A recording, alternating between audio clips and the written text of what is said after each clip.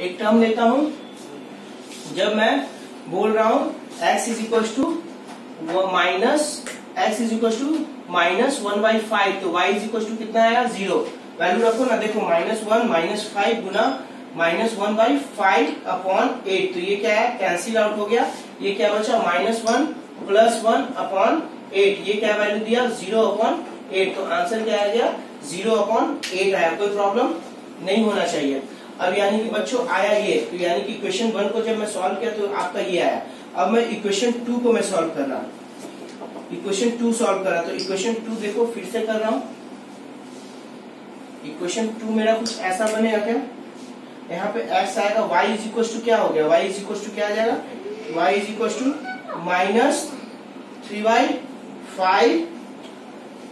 -3/5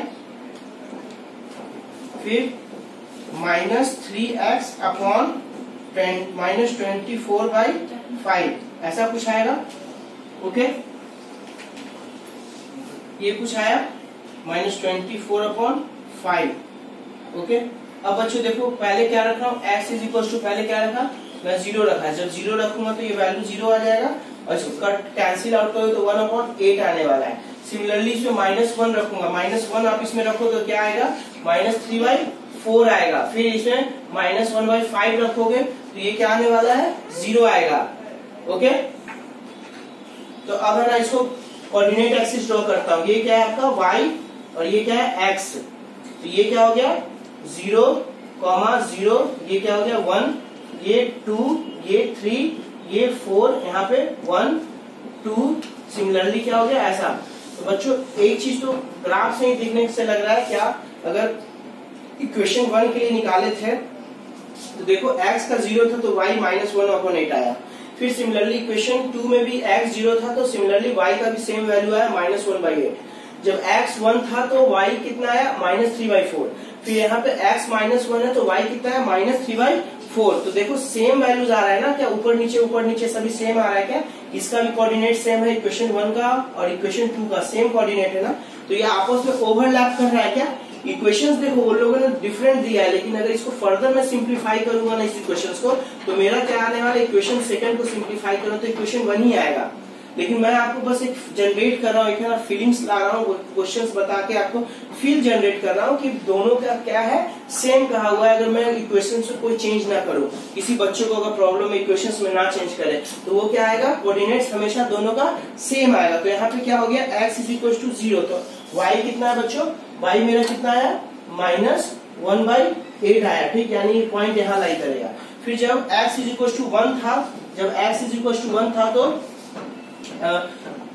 ये मेरा कितना वैल्यू दिया, y कितना है -3.4, यानी कि वैल्यू समथिंग यहाँ पे -3/4 यहाँ पे आया, यानी कि जब 1 था तो ये कुछ ऐसा हुआ होगा। ठीक, अब फॉर एग्जाम्पल देखो ये वैल्यू अगर मैं निकालू -1/8 तो ये क्या आएगा, -1/8 कितना आएगा -0.125, -3/4 कितना आएगा -0.75, ये कितना आया -0.75। तो देखो ये है ना क्या होगा, ये वैल्यू बड़ा है ना इससे, ये वैल्यू बड़ा है यानी कि यहाँ पे कहीं लाई करेगा, और ये वैल्यू कहाँ करेगा, यहाँ पे लाई करेगा।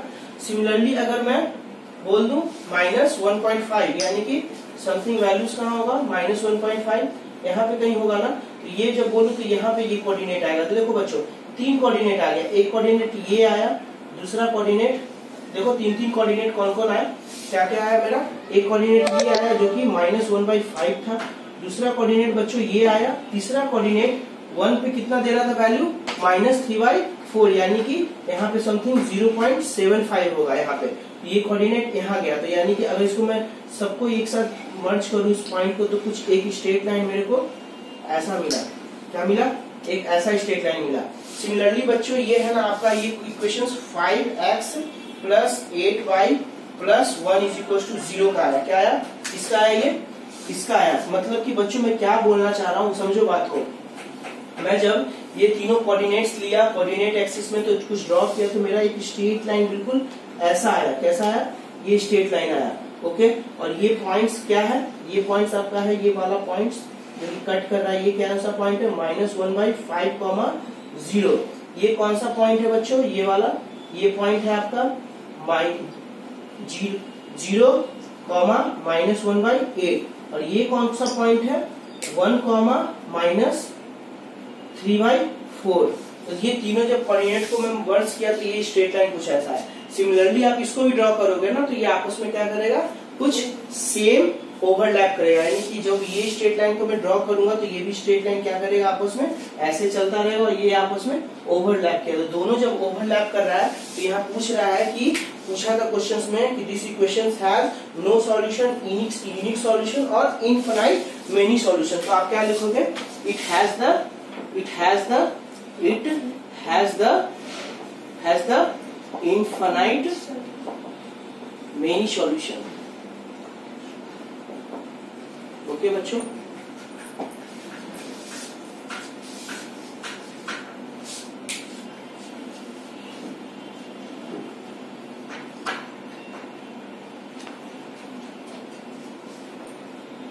हो गया। अब बच्चों एक एग्जाम्पल और नेक्स्ट है, क्या है देखो, नेक्स्ट एग्जाम्पल में क्वेश्चन में क्या दिया है, एग्जाम्पल नंबर 6, उसमें क्या दिया हुआ है,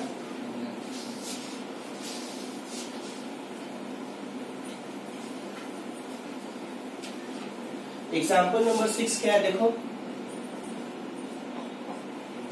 एग्जाम्पल नंबर 6 क्या है, Champa went to a sale, Champa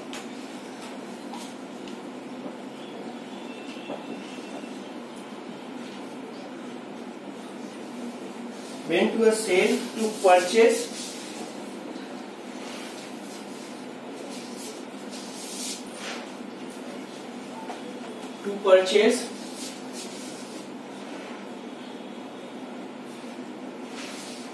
purchase some pants and skirt.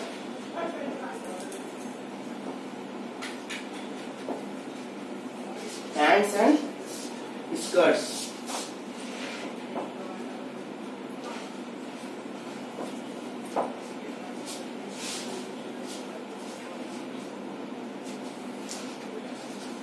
ऊपर देखो बच्चों नहीं आ रहा है, इसको फिर से मैं बताता हूँ।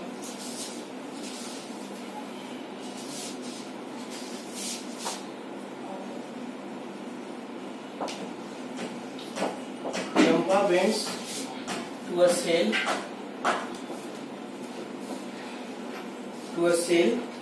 to purchase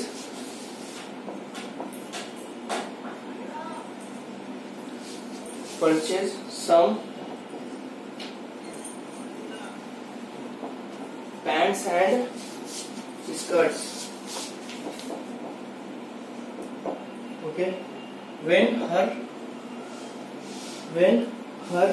friends asked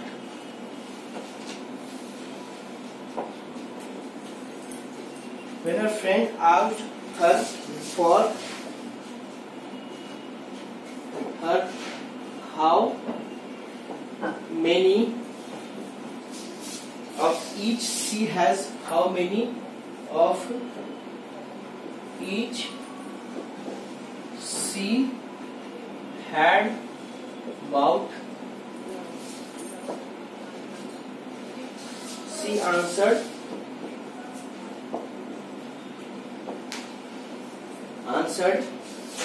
the number of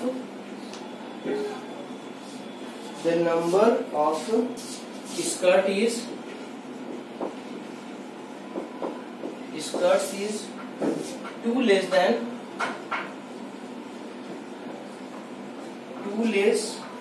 twice the number of pants, twice of number of pants purchased.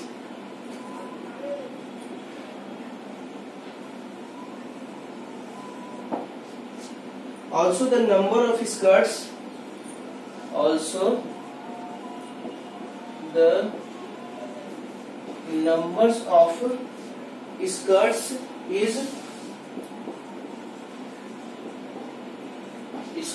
is 4 less than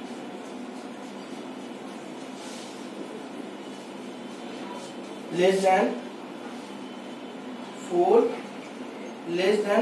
times of 4 times the number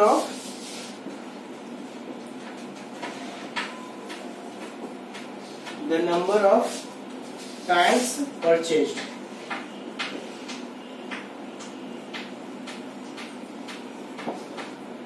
Help her friend to find out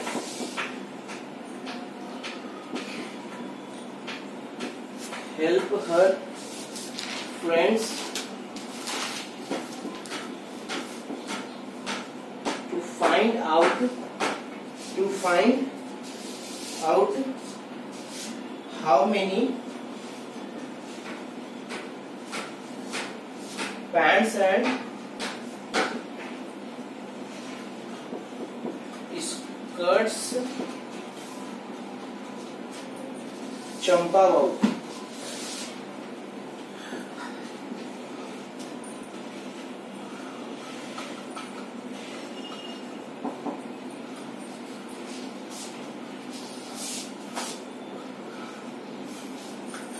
तो बच्चों Champa went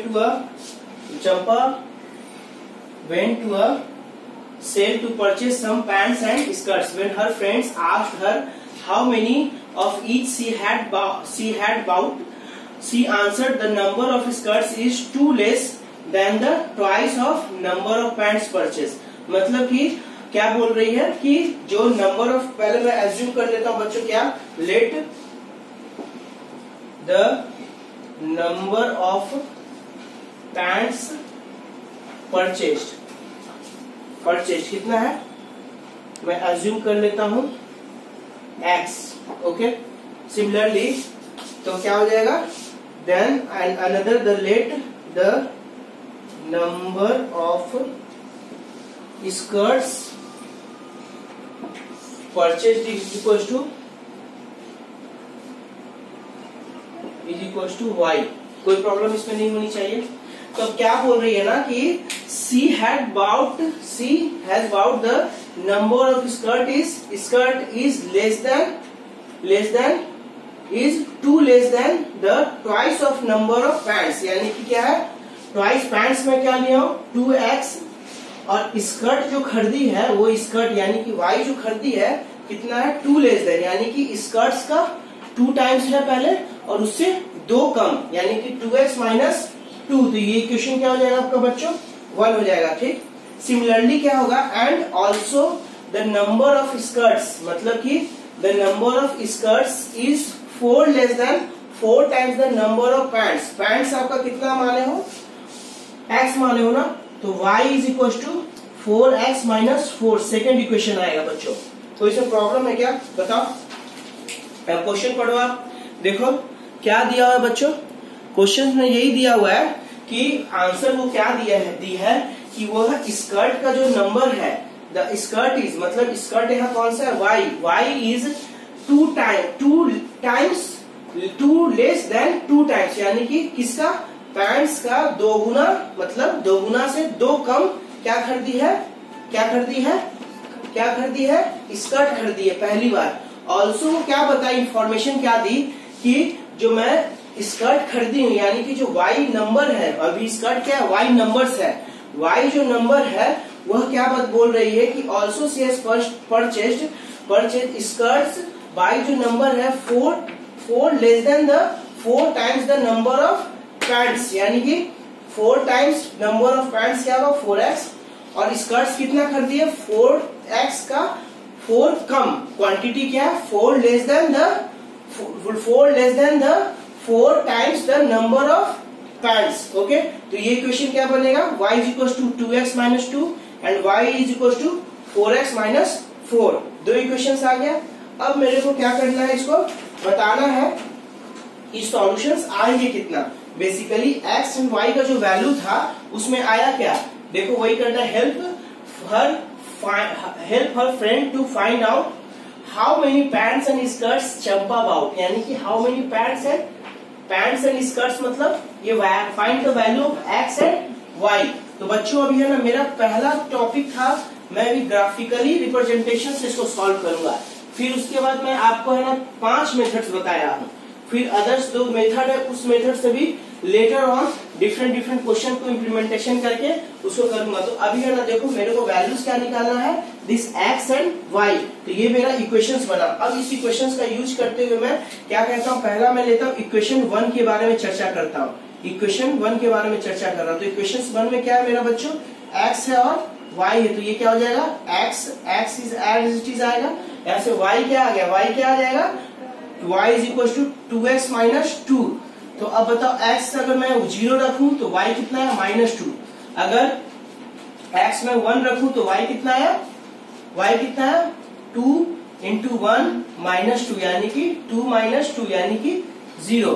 अब similarly equation 2 रखता हूं। Equation 2 में क्या आ रहा है, equation 2 में ये क्या आया, x और ये y कितना है, y is equal to 4x minus 4। तो ये क्या आया, अगर x 0 रखता हूं तो y कितना है, -4। और अगर x इज इक्वल टू 1 रखता हूं, x इज इक्वल टू 1 रखता हूं तो y कितना आ रहा है, 0। ओके देखो रखो। अब इसको मैं नंबर लाइन कोऑर्डिनेट एक्सिस पे मैं इस चीज को ड्रॉ करता हूं। तो ये x एक्सिस हो गया, ये आपका y एक्सिस हो गया। तो अब है ना x एक्सिस पे रिप्रेजेंटेशन करो नंबर लाइन का, 1 2 3 4 5 ऐसा कुछ होगा। यहाँ पे 1 2 3 ये क्या होगा 4 ऐसा कुछ होगा क्या। और ये बच्चों क्या हो जाएगा, -1 -2 -3, यहाँ पे -1 -2 -3। कोई प्रॉब्लम नहीं होनी चाहिए। अब देखो बच्चों, अब मैं जब इसको रिप्रेजेंट किया तो देखो ये क्या था, पहले 0 है, ये -2 यानी कि जब कोऑर्डिनेट 0 था तो y का वैल्यू कितना था, -2 यानी कि समथिंग यहाँ पे वैल्यू आया। फिर सिमिलरली जब मैं 1 लेता हूँ, क्या लेता हूँ, x इज इक्वल टू 1 तो y का वैल्यू 0 यानी कि कुछ ऐसा बना क्या। अब मैं इसको क्या करूंगा, ड्रॉ करूंगा। तो यानी कि कुछ ऐसा ड्रॉ होगा क्या, ऐसा कुछ ड्रॉ होगा ना, ठीक।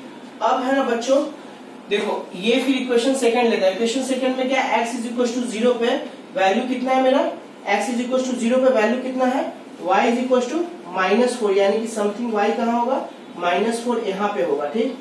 फिर x इज इक्वल टू 1 है तो y क्या है, 0 यानी कि ये वैल्यू, यानी कि देखो ये ग्राफ कैसा बनेगा, कुछ ऐसा बना क्या, ये कुछ ऐसा बना।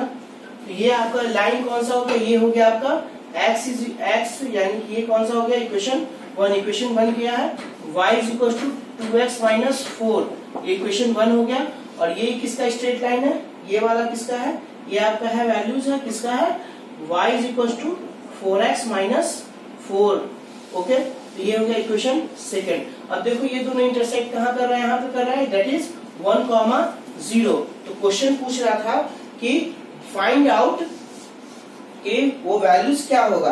तो अब बच्चों इससे मैं क्या बोल रहा हूँ, यहाँ से अगर इंटरसेक्ट कर रहा है तो x इज इक्वल टू क्या हो गया, 1 हो गया ना, y इज इक्वल टू 0 हो गया, कोई दिक्कत। या अगर ये मैं कोऑर्डिनेट देखूं,